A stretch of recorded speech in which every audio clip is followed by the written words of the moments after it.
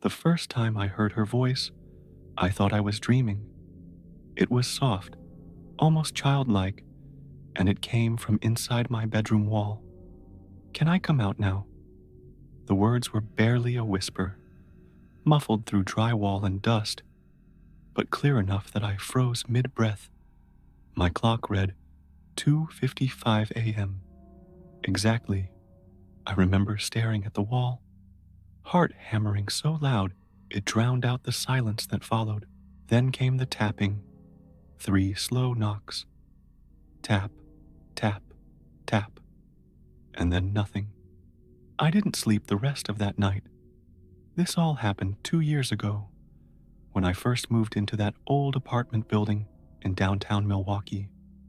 It was one of those pre-war brick complexes that always smelled faintly of dust and old wood, the kind of place where the hallway lights buzzed and the walls seemed too thin for comfort. I'd just gotten a new job and couldn't afford much. So when I found a one-bedroom unit for $650 a month, I didn't hesitate. The landlord, a short, older man named Mr. Geller, warned me the building was quirky. His word, not mine. Pipes clanged, radiators hissed, walls creaked. "Old buildings do that," he said. For the first week, it was fine. My neighbors were quiet. The apartment was small, but cozy, and I liked the solitude. The wall that separated my bedroom from the next unit was paper thin, so I could sometimes hear muffled voices or TV static through it. Nothing unusual, until I realized something. There was no one in the next apartment. I found that out when I ran into Mr. Geller in the hallway and casually mentioned the noise. He looked confused. "That unit?" he said. "No one's lived there in years. It's sealed off." He wasn't joking. When I passed the next door apartment later, I noticed the door frame was covered with a layer of dust, and a metal latch had been screwed into the door itself, sealed. The tapping started the following week. Always soft, always late at night. At first, I told myself it was pipes, or maybe a mouse. But every night around the same time, 2:55 a.m., the sound came back. 3 knocks. Slow, deliberate. I tried ignoring it, but it grew louder, closer, like it was moving from somewhere deep in the wall toward my bed. One night, I decided to record it on my phone. I left the recorder running and tried to sleep. When I played it back the next morning, I expected to hear faint thuds or creaks, but instead, after the tapping, there was something else. A faint girl's voice. She said, "It's dark in here." I remember dropping my phone when I heard it. The voice was real. Soft, high-pitched, sad. That day, I confronted Mr. Geller again. "There's someone in that wall," I said. I recorded it. He didn't even look at me. He just sighed, rubbed his forehead, and muttered, "Not again." When I pressed him, he refused to explain. All he said was, "You'll be fine. Don't talk back to it." That night, I couldn't stop thinking about what he meant. Don't talk back to it. At exactly 2:55 a.m., I heard the tapping again. Tap, tap, tap. Then the voice, "Can I come out now?" This time, it sounded closer. I didn't answer, but I think she knew I was awake. The next few nights blurred together in a fog of exhaustion and dread. I tried to convince myself it was all in my head. Stress, lack of sleep, or some kind of audio illusion. But when you hear a human voice whisper through your wall at the same minute every night, reason starts to break apart.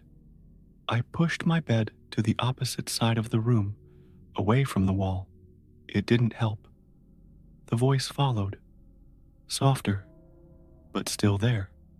Always starting with those same 3 knocks. Always at 2:55 a.m. Sometimes she said different things. please. It's so cold. Or, I can see you through the crack. That one made me bolt upright. There was no crack, at least, not that I knew of.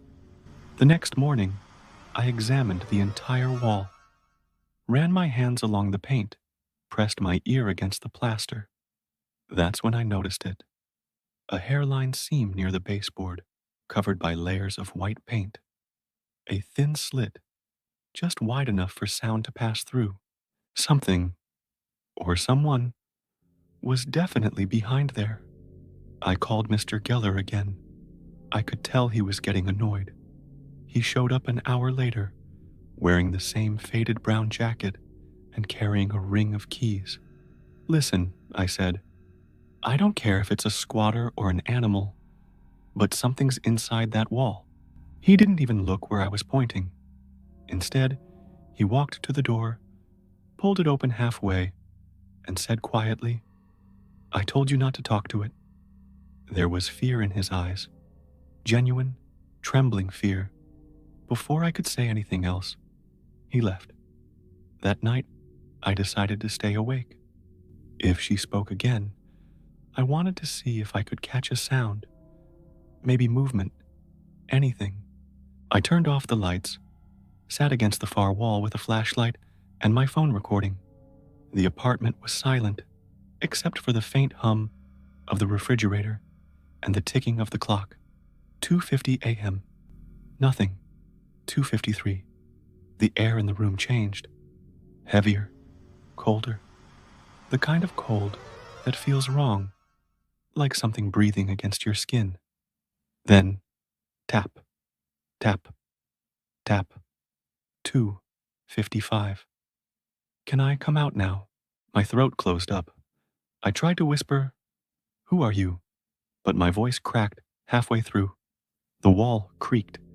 The tapping turned frantic, faster, like fingernails scratching just behind the plaster.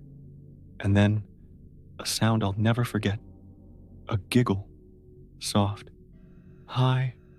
Wet. Like someone laughing through tears. Don't pretend you can't hear me, she whispered. You moved your bed. My flashlight flickered. The shadows on the wall seemed to bend, pulling inward toward that seam near the floor. The scratching stopped all at once. Then, nothing. Silence. I didn't sleep at all. The next morning, I packed a bag and went to a friend's place across town. I didn't tell her everything, just said I had plumbing issues and needed to crash for a few nights. When I came back 3 days later, something was wrong. The air in the apartment felt stale, sour, like mold and rust. But it wasn't the smell that got me. It was what I found on the bedroom floor, near the wall. Tiny flakes of white paint, and underneath them, a thin vertical line, wider than before. Someone, or something, had been trying to open it from the inside. That night, I didn't even try to sleep. I sat on the couch, staring at the hallway that led to my bedroom, phone in hand, flashlight beside me. The silence felt alive, too deep, too aware. Every creak of the old floorboards made my skin crawl. At exactly 2:55 a.m., I heard it again. Tap, tap, tap. Only this time, it didn't stop at 3. The tapping grew quicker, more desperate. Tap, tap, tap, tap, tap. Then came her voice. Please, it's hurting now. I stood frozen, my pulse pounding in my ears. Who's in there? I called out. There was a long, wet inhale, like someone sucking air through a narrow space. Then, softly, I'm in the dark. They put me here. My stomach turned. What do you mean? Who did? No answer. Just the faint sound of fingers scraping along wood. I finally snapped. I grabbed a screwdriver from the kitchen drawer and marched to the wall. The seam was clear now, cracked and warped from the inside. Paint flakes crumbled away as I pried at it. I told myself If there really was someone trapped, I had to help. But as the plaster started to give, the smell hit me first, a thick, sweet rot that made me gag. The air behind the wall was foul, like dead leaves and stagnant water. I turned my flashlight toward the crack, shining into the dark hollow between the studs. Something moved. At first, I thought it was a mouse, a flash of pale gray. But then I saw fingers, small, thin, grayish white fingers pressing through the opening, nails cracked and filthy. Please, she whispered again. You can let me out now. I stumbled backward, flashlight trembling in my hand. What the hell? Who are you? The voice came again, more urgent now, as if she were smiling. You heard me. You talked to me. That means you can open it. I dropped the flashlight. It rolled toward the wall, the beam slicing across the cracked paint. And then I saw her face, just for a moment. It was pressed against the inside of the wall, skin gray and bloated, one eye sunken, the other wide and glassy. Her mouth was open in what might have been a smile or a scream. And then she moved. The drywall bulged outward, the whole section of wall bending like something was trying to crawl through it. I ran, bolted for the door, yanked it open, and didn't stop until I was in the parking lot, barefoot and shaking in the freezing air. From the street, I looked up at my window.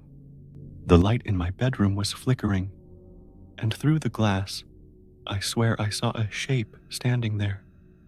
A small, pale figure staring out, her head tilted slightly, as if watching me leave. I didn't go back inside that night. I sat in my car until sunrise, gripping the steering wheel like it would keep me tethered to reality. Every few minutes, I'd look up at that window, half expecting her to appear again. But as the morning light crept over the building, the flickering stopped. The window looked empty, normal. By noon, I'd packed what little I owned and called Mr. Geller to tell him I was moving out. He didn't sound surprised. All he said was, "Leave the keys on the counter. Don't go back in the bedroom." That's it. No questions, no argument. Just that one quiet warning. Still, before leaving for good, I needed to see for myself. I wish I hadn't. The apartment felt different in daylight, smaller, drained of life. But the closer I got to the bedroom, the heavier the air became, like stepping into a memory that didn't belong to me. The smell was still there, faint but unmistakable. The wall looked worse. The crack had widened overnight. Paint flakes littered the floor, curling like dry skin. I crouched down, holding my breath, and noticed something new. Faint marks on the wood along the baseboard. Scratches, dozens of them, tiny fingernail-sized grooves. And among them, carved deep into the wood, were words. He sealed me in. The letters were uneven, carved in panic. That was when I heard it again. Not a voice this time, a dragging sound. Slow, dry, like fabric against plaster. From inside the wall, I stumbled backward, heart pounding. I wanted to run, but some part of me needed to understand what had happened here. I dialed Mr. Geller again. He picked up on the second ring. "Please," I said, "just tell me what happened in that apartment." There was a long silence. Then he spoke, low and strained. "She was a tenant, long time ago. The man she lived with, he did something terrible. We never found her body, just noises. So we sealed the unit. It's better when you don't answer." Then he hung up. I left that day and never went back. 2 months later, I got a call from a number I didn't recognize. It was the new tenant who'd taken the unit after me. She said she'd found my old number on a scrap of mail. Her voice trembled when she asked, "Did you ever hear a little girl talking through the wall?" I didn't answer. I just hung up and blocked the number. But lately, around 2:55 a.m., even in my new apartment across the city, I swear I sometimes hear it again. Soft tapping. Tap, tap, tap, followed by that same faint, pleading voice. "Can I come out now?"